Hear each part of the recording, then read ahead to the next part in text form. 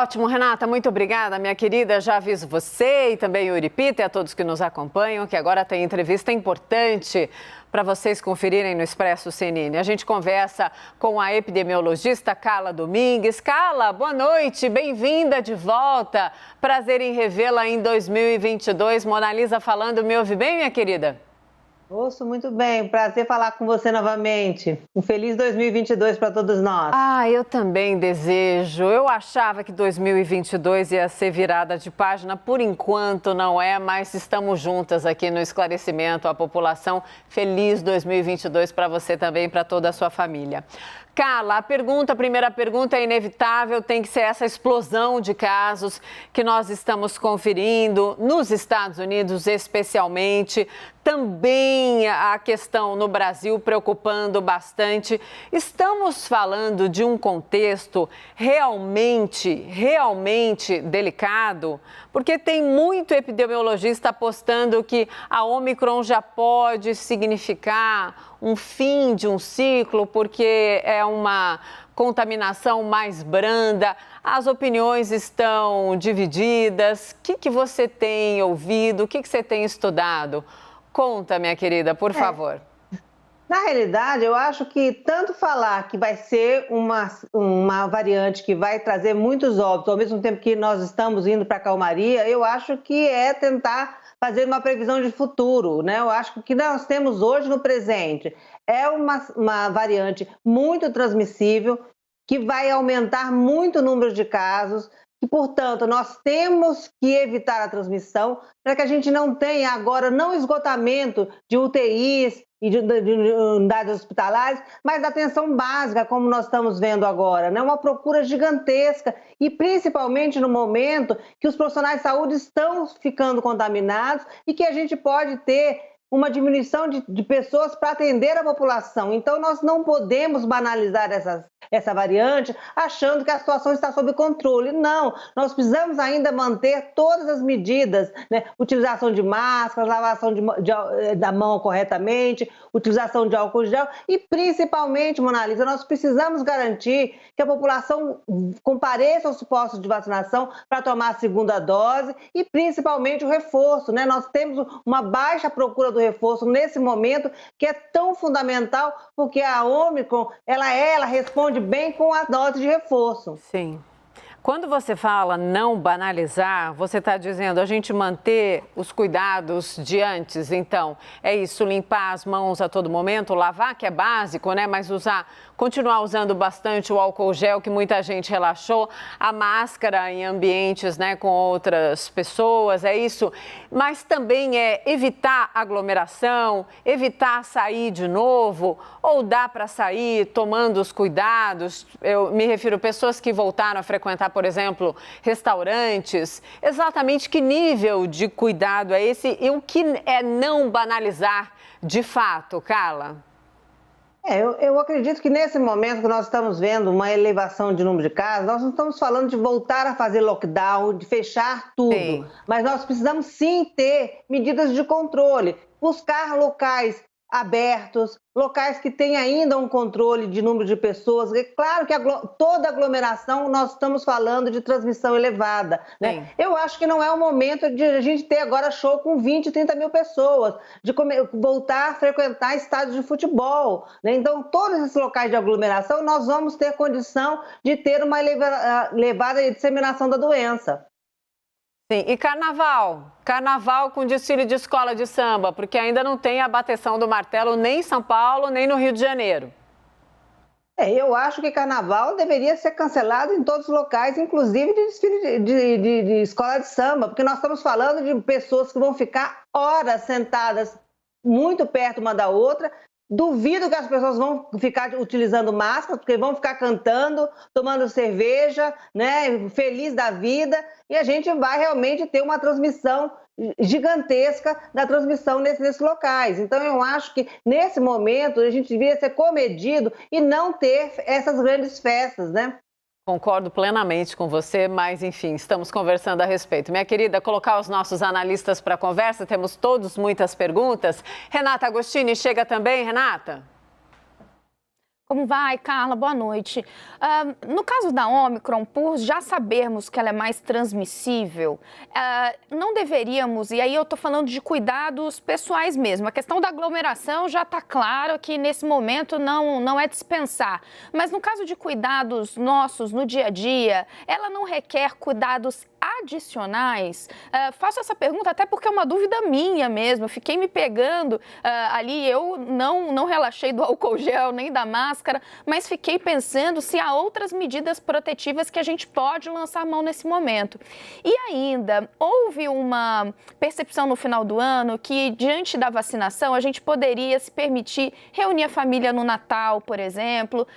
Essa percepção, ela estava errada? Deveríamos ter apertado os cintos já em dezembro?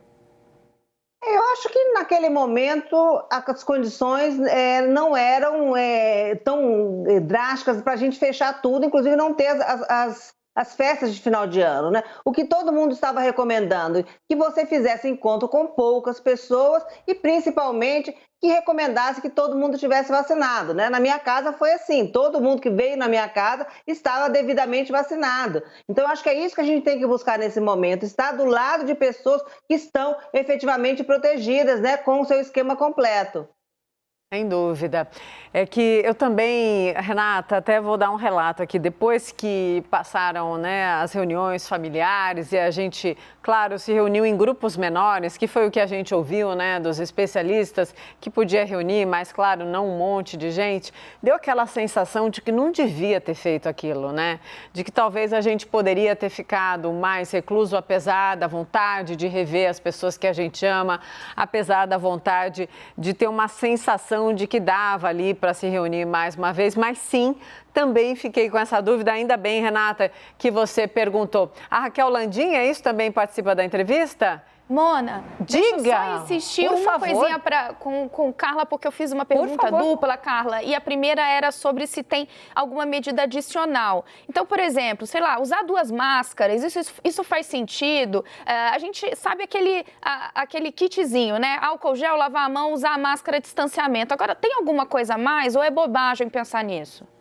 Eu acho que em relação às máscaras, né, nós estamos vendo, né, que as máscaras N95, né, e a PPF2 seria a mais indicada da gente estar utilizando nesse momento, né? Claro que tem pessoas que não vão poder comprar essa máscara, Exato. então a máscara cirúrgica com a máscara de pano, né? Então nesse momento a gente deveria estar recomendando esse tipo de máscaras para que a gente, pelo menos, uma máscara dupla para quem não puder adquirir essas máscaras, né, com maior proteção.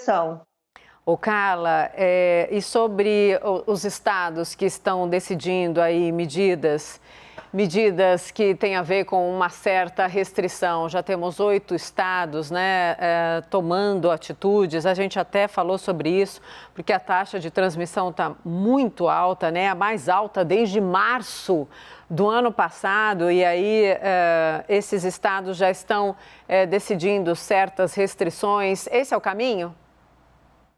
Eu acho que nós vamos ter que acompanhar, né, nos próximos momentos, essa taxa de transmissão. Possivelmente, né, se a gente tiver uma elevação nas 2 próximas semanas, eu acredito que sim, vamos ter que fazer maiores restrições, né? Principalmente nesses shows que nós estamos vendo, os estádios de futebol, grandes aglomerações, eu acho que isso já deveria, inclusive, ser cancelado nesse momento, né? Então, eu acho que a gente vai ter que realmente olhar. Agora, infelizmente, Mona Lisa, o que a gente está vendo? Um apagão do Ministério da Saúde. A gente está desde o dia 9 de dezembro sem dados para que a gente possa acompanhar a situação epidemiológica e a gente possa avaliar qual é realmente esse momento que a gente tem uma elevação do número de casos, né? Então, o que a gente está vendo? Muita informação vinda dispersa dos estados e municípios, mas a gente não tem o dado nacional consolidado para que a gente possa entender exatamente qual é o momento da pandemia que nós estamos agora com a circulação maciça da Ômicron no nosso país, né? Sim. Carla, sobre o que você ouviu e o que você tem acompanhado das autoridades, dos epidemiologistas, infectologistas, há uma discussão em algumas partes do mundo, até com essa explosão de casos, de que esse boom teria a ver com um caminho para a gente ir para um arrefecimento da pandemia e ir para uma endemia. Isso você ouviu algo? Tem respaldo também? Quais são as suas fontes? Elas estão apontando para que caminho nesse momento? Há uma discussão de que algumas pessoas, né, e muitas, né, não são poucas, estão apontando para esse ponto. Mas eu ainda chamo a atenção, Mona Lisa, nós temos... A grande maioria da população mundial ainda não está vacinada. Na África, nós estamos falando de países com 10% de cobertura vacinal. E mesmo no nosso país, quando a gente olha, a nossa média é muito boa, quase 70%, nós temos municípios brasileiros que têm uma cobertura abaixo de 30%.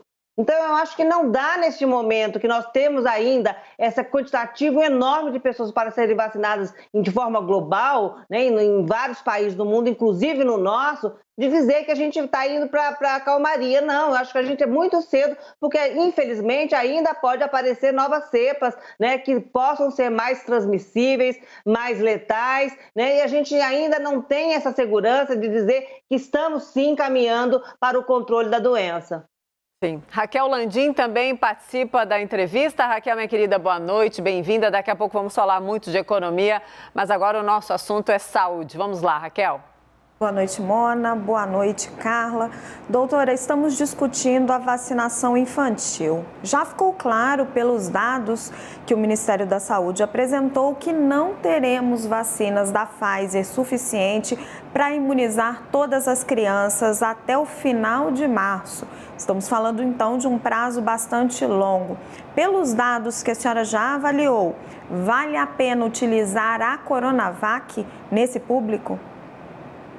Olha, nós precisamos aguardar a Anvisa liberar a vacina, né? Enquanto a gente não tiver a autorização da Anvisa demonstrando que ela é segura, eficaz e tem qualidade, não dá para a gente utilizá-la, né? Em princípio, quando nós olhamos a vacina da Coronavac, é uma vacina de vírus inativado, são vacinas que funcionam muito bem no público infantil, né? Elas respondem bem, elas trazem uma alta quantidade de anticorpos, né, quando as crianças são imunizadas, né? Uma vacina que tem pouquíssimos eventos adversos. Então, se ela passar pela aprovação da Anvisa, eu acredito que sim, será uma ótima vacina para que a gente possa utilizar no nosso país, né? Uma vacina que vai ser produzida no nosso país, uma vacina que tem a condição de armazenamento muito fácil, onde a nossa rede de frio do PNI, ela está acostumada a trabalhar com esse tipo de vacina, então ela tem todas as condições adequadas para ser utilizada no nosso país. Agora, precisamos ainda aguardar a autorização da Anvisa.